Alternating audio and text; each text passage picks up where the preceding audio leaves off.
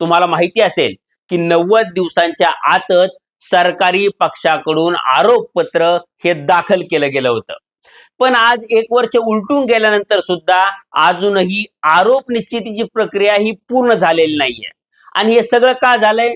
तर आरोपी ज्या प्रकारे वेगवेगळे कायदेशीर मार्ग वापरून केस लांबवण्याचा प्रयत्न करतायत त्यामुळे हे झालंय.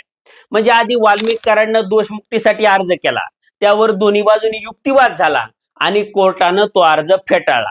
त्यानंतर सुदर्शन घुलेनं दोषमुक्तीचा अर्ज केला, त्यावर युक्तिवाद झाला आणि तो सुद्धा फेटाळला गेला. मग वाल्मिकनं जामिनासाठी अर्ज केला, त्यावर युक्तिवाद झाला आणि मग तो अर्ज फेटाळला गेला. आता हे सगळे अर्ज जरी फेटाळले गेले असले तरीही कोर्टाला हे सगळे अर्ज एंटरटेन करावे लागतात, त्यावर युक्तिवाद घ्यावा लागतो, दोन्ही बाजू समजून घ्याव्या लागतात आणि मग त्यावर निर्णय द्यावा लागतो. आता या सगळ्या कायदेशीर प्रक्रियेला पुढच्या पुढच्या तारखा अशा पडत जातात. त्यामुळं आरोप निश्चित होऊन खटला चालू व्हायला वेळ लागतो.